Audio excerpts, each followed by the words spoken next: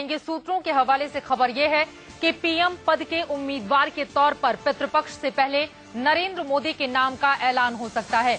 आपको बता दें कि मंथन नरेंद्र मोदी के नाम को लेकर पिछले कई दिनों से लगातार जारी है। 19 सितंबर से पितृपक्ष शुरू हो रहा है, लेकिन उसके ठीक पहले संघ का ये दबाव है कि बीजेपी जल्द ही मोदी के नाम का ऐलान कर दे।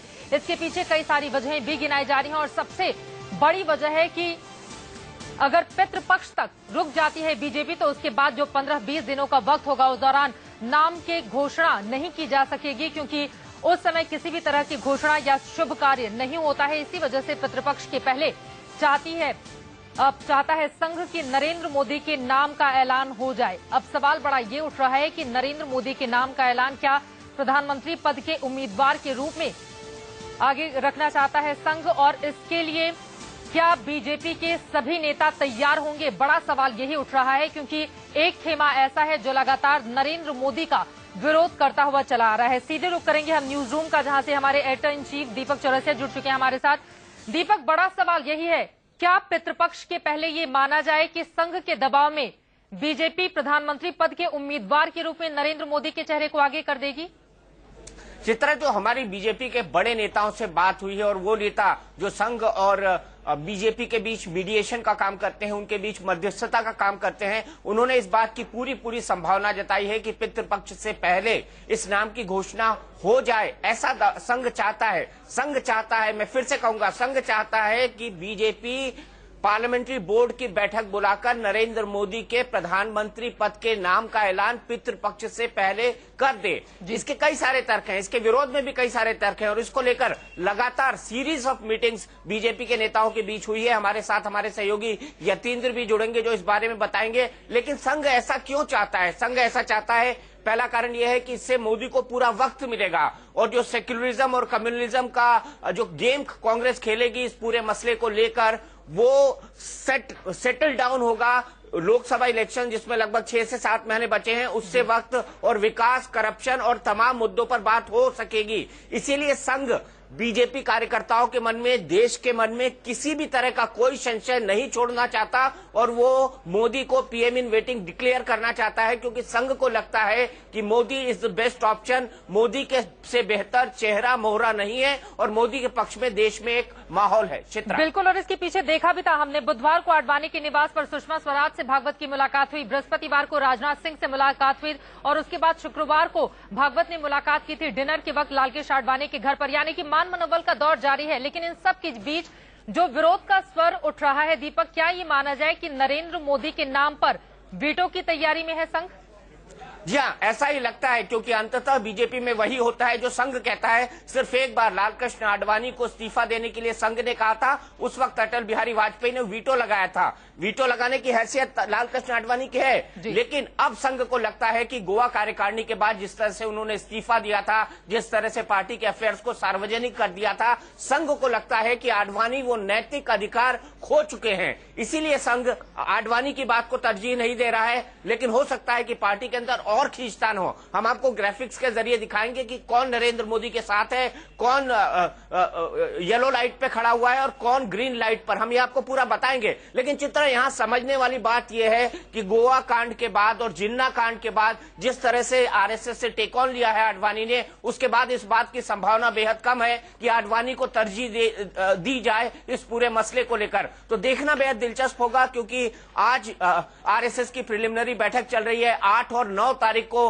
उनके बीच जो बैठक होगी बीजेपी और आरएसएस के कोऑर्डिनेशन कमेटी की, उसमें निसंदेह मुद्दा आएगा और 8 और 9 की इस बैठक के बाद यह तय हो जाएगा कि नरेंद्र मोदी के बारे में बीजेपी को क्या निर्णय लेना है। तो आने वाले 3 दिन बेहद महत्वपूर्ण है और पिछला एक हफ्ता भी इस लिहाज से बेहद महत्वपूर्ण रहा है, क्योंकि कई दौर की मीटिंग हुई है नरेंद्र मोदी को पीएम डिक्लेयर करने को लेकर और संघ का एजेंडा है कि पितृपक्ष से पहले नरेंद्र मोदी का नाम पीएम के लिए डिक्लेयर हो। और संघ प्रमुख पिछले काफी दिनों से डेरा भी डाले हुए हैं। लेकिन इन सब के बीच क्या अब ये माना जाए कि वास्तव में भीष्म पितामह की भूमिका ही सिर्फ निभाएंगे लालकृष्ण आडवाणी? इसका जवाब मैं लूंगी, लेकिन यहाँ पर नरेंद्र मोदी के समर्थन में और विरोध में किस तरह के तर्क उभरकर सामने आए हैं वो हम आपको टीवी स्क्रीन पर दिखा रहे हैं। मोदी के समर्थन में तर्क है कि मोदी के पक्ष में देश और कार्यकर्ताओं में एक जोश, जज्बा है और माहौल है, जबकि विरोध में तर्क है कि ऐसा बिल्कुल नहीं है। समर्थन में यह है कि उनकी लोकप्रियता राहुल गांधी से बहुत ज्यादा है, जबकि विरोध में कि राज्यों के विधानसभा चुनाव होने हैं और ऐसे में अल्पसंख्यकों का वोट बीजेपी को नहीं मिलेगा, क्योंकि हमने देखा था किस तरह से शिवराज सिंह चौहान का नाम सामने आया था और हालांकि बाद में उन्होंने खारिज कर दिया इस बात को, लेकिन 30% जो अल्पसंख्यक हैं उनकी बात कहकर नरेंद्र मोदी के नाम का ऐलान चुनाव के बाद हो, इस तरह की बातें कहीं न कहीं अंदर खाने लगातार जारी हैं। मोदी के समर्थन में कहा जाता है कि बिहार यूपी में वोटों के ध्रुवीकरण में आसानी होगी, जबकि विपक्ष में इस बात को नहीं माना जाता है और यही वजह है कि लगातार नरेंद्र मोदी के पक्ष में एक तरफ माहौल बनाने की कोशिश आरएसएस की ओर से की जा रही है, तो वहीं समय समय पर जो विरोधी हैं नरेंद्र मोदी के, वो भी अपनी आवाज को मुखर कर देते हैं और उसके बाद नरेंद्र मोदी को ये कहना पड़ जाता है गुजरात की धरती से कि दरअसल वो प्रधानमंत्री बनने का सपना नहीं देखते, क्योंकि ये सपना जो देखता है वो बर्बाद हो जाता है। सीधे रुख कर लेंगे हम न्यूज रूम का एक बार फिर से। सवाल बड़ा यही उठता है कि मोदी के समर्थन में जो तर्क सामने आ रहे हैं उससे आरएसएस आश्वस्त नजर आ रहा है दीपक, और इस बात की उम्मीद कि अगर नरेंद्र मोदी के चेहरे को हम आगे कर देते हैं तो विधानसभा चुनावों में उसका पूरा फायदा बीजेपी उठा सकती है।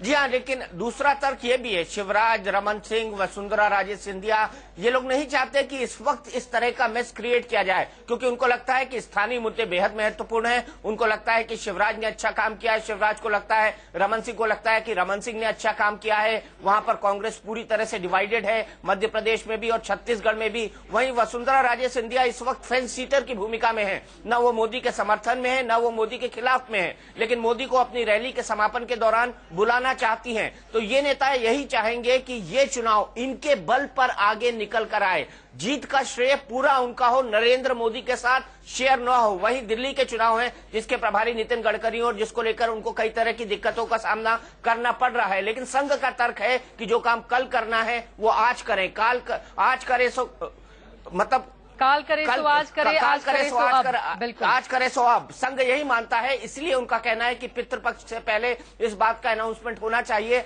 लेकिन जहां तक हम लालकृष्ण आडवाणी की बात करें चित्रा, तो लालकृष्ण आडवाणी, सुषमा स्वराज, मुरली मनोहर जोशी, ऐसे तमाम नेता हैं जो ये चाहते हैं कि इस नाम का अनाउंसमेंट न हो। बिल्कुल, बहुत सारे ऐसे नेता हैं जो चाहते हैं कि नाम का अनाउंसमेंट ना हो और उनके चेहरे भी हम आपको लगातार दिखा रहे हैं जो मोदी के पक्ष में हैं। वो देखिए, आरएसएस प्रमुख मोहन भागवत, सुरेश सोनी, राजनाथ सिंह कई बार कह भी चुके हैं, अरुण जेटली, रामलाल और राजनाथ सिंह ने तो बाकायदा गोवा कार्यकारिणी में आपको याद होगा मंच में पहले वो खुद आ गए और कहा कि दरअसल लोकतंत्र में जो लोकप्रिय होता है वही नेता होता है, लेकिन विरोध में भी झंडे बुलंद हैं नरेंद्र मोदी के लिए। एलके आडवाणी, सुषमा स्वराज, मुरली मनोहर जोशी, जसवंत सिंह और शिवराज सिंह चौहान, ये वो चेहरे हैं जो वक्त रहते समय समय पर अपना विरोध जताते ही रहते हैं और इसी वजह से रोड़ा है दिल्ली की राह में नरेंद्र मोदी के लिए। सीधे रुख करेंगे, यतेंद्र हमारे संवाददाता भी इस वक्त जुड़ चुके हैं। यतेंद्र, ये बताइए, आरएसएस की बैठक सुबह से ही लगातार जारी है, लेकिन इस बैठक से निकलकर कौन आ रहा है? क्या ये माना जाए कि नरेंद्र मोदी? देखिए, बिल्कुल जो बैठक का मुख्य एजेंडा जो आधिकारिक रूप से बताया गया वो त्रिवेंद्रम में जो कार्यकारी मंडल की बैठक होने वाली है उसको लेकर चर्चा है। लेकिन देखा जाए तो वास्तव में ये बैठक मोदी के नाम को लेकर सहमति बनाने को लेकर थी, क्योंकि संघ में भी कई सारे मतभेद थे। विश्व हिंदू परिषद के नेता विरोध करते रहते हैं, भारतीय किसान संघ के नेता विरोध करते रहते हैं, वहीं कहीं ना कहीं जो मदन दास देवी जैसे नेता हैं वो आडवाणी के काफी करीबी माने जाते हैं। और एक सबसे बड़ी खबर अब जो सूत्रों से वो यही आ रही है कि बैठक सुबह से चल रही है और आडवाणी को मनाने की जिम्मेदारी मदन दास देवी को दी गई है। हालांकि मदन दास देवी का स्वास्थ्य इतना अच्छा नहीं है कि वो उनका आना जाना कहीं ज्यादा हो सके, लेकिन जो सूचना यही है, सूत्र यही बता रहे हैं कि मदन दास देवी अगले 1-2 दिन के अंदर फोन पर या जाकर लालकृष्ण आडवाणी से बात करेंगे। और जो सूत्रों की, जो बीजेपी सूत्रों का कहना है कि पितृपक्ष से पहले मोदी के नाम का ऐलान कर दिया जाएगा, तो शायद यही वजह है कि भागवत ने अब सीधी जिम्मेदारी मदन दास देवी को दे दी है और आश्वस्त है कि वो मदन दास देवी उनको मना लेंगे आडवाणी को और पितृपक्ष से पहले मोदी के नाम का ऐलान किया जा सकता है। जहां तक दूसरे संगठनों की बात है, 8 और 9 को एक कोऑर्डिनेशन कमेटी की बैठक बुलाई गई, सारे संगठनों के हेड उसमें रहेंगे, लेकिन उससे पहले एक बीच का फॉर्मूला तैयार किया जाएगा कि किसी भी तरह का विवाद किसी भी संगठन के नेता के मन में मोदी को लेकर ना हो। अमरावती बैठक से भी एक मैसेज दिया गया था कि जो भी विवाद है मोदी जल्द से जल्द सुलझा लें, तो शायद यही एक कारण था कि जी यतेंद्र, आपका हम रुख करेंगे। दीपक आपसे सवाल पूछना चाहते हैं। जी दीपक। यतेंद्र, पिछले एक हफ्ते में कितनी बार आडवाणी से आरएसएस नेता मिले हैं, कौन कौन नेता मिले हैं और उनको समझाने की क्या क्या कोशिश हुई है? देखिए, पिछले रविवार को एक बैठक रात को करीब 8 बजे की हुई थी, जिसमें भैयाजी जोशी आडवाणी के घर गए थे और उस बैठक में सुषमा स्वराज और राजनाथ भी थे। लेकिन आडवाणी ने साफ कह दिया था कि अभी जिस तरह से मैसेज मिल रहे हैं, जो राजस्थान मध्य प्रदेश के जो आंकड़े आ रहे हैं, दिल्ली के जो आंकड़े आ रहे हैं, वो वोटों का ध्रुवीकरण हो सकता है, यानी कि बीजेपी को नुकसान हो सकता है। इसके बाद मोहन भागवत आडवाणी भैयाजी जोशी ने अपना फीडबैक मोहन भागवत को दिया। मोहन भागवत बुधवार की रात को डिनर के समय आडवाणी से मिले, वहां पर सुषमा स्वराज फिर से मौजूद थी और वहीं पर आडवाणी ने अपना रवैया फिर से दोहराया कि अभी सही समय नहीं है और जो स्टेट लीडर है उनको भरोसे में लिया जाना चाहिए। उसके बाद मोहन भागवत और जो तमाम बड़े नेता हैं, डीआरआई में मदन दास देवी के साथ मोहन भागवत, भैयाजी जोशी, सुरेश सोनी की कल रात को देर रात तक बैठक चली थी, जिसमें एक खांचा तैयार किया गया था कि मदन दास देवी और बीजेपी से नितिन गडकरी को आडवाणी को मनाने के लिए भेजा जाएगा। और आज सर्वसम्मति से यह फैसला, जो सूत्र बता रहे हैं, जो डीआरआई में सुबह से बैठक चल रही है, कि मदन दास देवी को यह जिम्मेदारी दे दी गई है और मदन दास देवी 1-2 दिन के अंदर लाल कृष्ण आडवाणी से बात करेंगे और उनको मनाने की कोशिश करेंगे, और जिससे पितृपक्ष से पहले जो एक बीजेपी में और संघ में सर्वसम्मति बनती जा रही है कि पितृपक्ष से पहले घोषणा कर दी जाए, उसको लेकर अब मदन दास देवी जिम्मा संभालेंगे। और साथ में उनके सहयोग के रूप में जो खासम खास है संघ के नितिन गडकरी, वो इसमें अहम भूमिका बीजेपी की तरफ से निभाएंगे। जी यतीन्द्र, हमने पिछली बार भी देखा था कि आडवाणी को अंततः समझाकर नितिन गडकरी आए थे। जब गोवा के बाद उन्होंने इस्तीफा दे दिया था, नितिन गडकरी ने संघ से भी बैठक की, नितिन गडकरी आडवाणी से भी बैठक की, दोनों के बीच तारतम्य स्थापित किया। लेकिन अब ऐसा क्या फॉर्मूला लेकर जाएंगे? तब तो ये फॉर्मूला दिया गया था लालकृष्ण आडवाणी के कि आपकी शंकाओं का समाधान होगा, लेकिन उनकी शंकाओं का कोई समाधान तो हुआ नहीं, बल्कि नरेंद्र मोदी का नाम उन पर थोपा जा रहा है। ऐसे में आडवाणी का रुख क्या होगा? देखिए, कहीं ना कहीं संघ इस वास्ते जरूर भयभीत है, उसे कहीं ना कहीं डर है कि अगर जबरन ये थोपा जाएगा तो पहले जो परिणति प्राप्त हुई थी आडवाणी के इस्तीफे के रूप में, वो एक बार फिर से ना दोहरा दी जाए। तो इसी वजह से अब जो खासम खास हैं लालकृष्ण आडवाणी के मदन दास देवी, उनको ये जिम्मेदारी दी गई और मदन दास देवी की तरफ से आश्वस्त किया गया, जो सूत्र बता रहे हैं कि वो उनको मना लेंगे, क्योंकि कहीं ना कहीं मदन दास देवी का एक झुकाव शुरू से आडवाणी के प्रति रहा है और सुरेश सोनी की वजह से मदन दास देवी और जो सुरेश सोनी का गुट है संघ में, उनकी खींचमखाच बार बार सामने आती रहती है। लेकिन बीच के फॉर्मूले की बात जहां तक आती है, वो इस बैठक के बाद तय होगा कि जो अलग से एक बार फिर से 3 या 4 लोग, जो छोटी टोली है, कोर ग्रुप कहा जाता है एक तरह से, वो बैठेंगे और बीच का फॉर्मूला इस बैठक के बाद से निकल कर आएगा कि क्या वो बीच का फॉर्मूला होगा कि आडवाणी जो पहले कदम उठाया था उस तरह का कोई कदम ना उठाएं और उनको मना भी लिया जाए, और एक तरह से कहा जाता है कि सांप मर भी जाए और लाठी टूटे भी ना। इस तरह का एक फॉर्मूला फिलहाल जो बैठक चल रही है उसमें निकालने की कोशिश की जा रही है। जी, ऐसे समय में जब इतनी महत्वपूर्ण बातचीत चल रही है, उसके बीच राजनाथ सिंह, अरुण जेटली, वेंकैया नायडू, अनंत कुमार, इस जैसे नेता कहां खड़े हैं?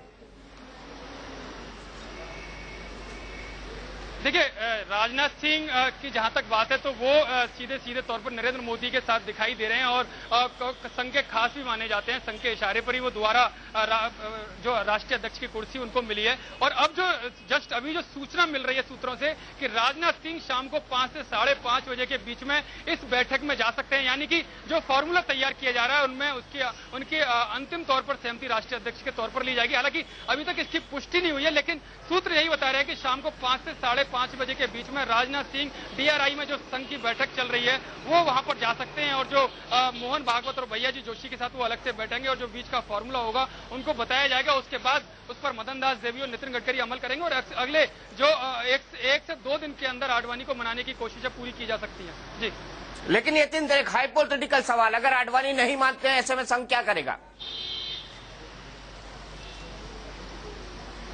देखिए, संघ जहां तक मोहन भागवत पहली बार सार्वजनिक रूप से सामने आए थे, उन्होंने हस्तक्षेप किया था राजनीतिक पार्टी के तौर पर, तो अब यही मोहन भागवत भी समझते हैं कि अगर आडवाणी नहीं मानते हैं तो उन्हें रुकना पड़ेगा, जो संघ सूत्र बता रहे हैं। और शायद यही वजह है कि मदन दास देवी को जिम्मेदारी देने की बात की जा रही है कि जो एक तरह से जो डिसीजन ऊपरी तौर पर ले लिया गया है बीजेपी के बड़े नेताओं के द्वारा और संघ के बड़े नेताओं के द्वारा, उसमें वीटो लगाने की नौबत न आए, क्योंकि वीटो लगाने की नौबत पर आडवाणी जो पहले कर चुके हैं वो अगली बार भी कर सकते हैं, इस बार भी कर सकते हैं। तो ये डर आडवाणी के अलावा जो संघ के नेताओं को वो खासा डर है और खासी फजीयत उस मामले में फिर संघ की होगी। तो इसी को देखते हुए संघ नहीं चाहता है कि वीटो लगाने की नौबत आए और वो पूरी कोशिश कर रहा है आडवाणी को मनाने की। जी, यतीन्द्र, पिछली बार जब आडवाणी को मनाया गया था, मोहन भागवत ने हस्तक्षेप किया था, उन्होंने अपनी तमाम पोस्ट से जो इस्तीफे दिए थे वो वापस लिए थे।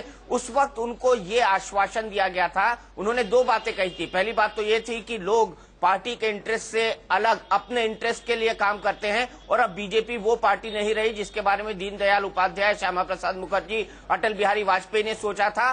और पार्टी अध्यक्ष ने ये कहा था कि वो आडवाणी जी की इन तमाम जो चिंताएं हैं, जो समस्याएं हैं, उनका कोई समाधान करेंगे। समाधान होता हुआ नहीं दिखा। सुरेश सोनी अपनी जगह पर मौजूद हैं, तो ऐसे में क्या समझा पाएंगे?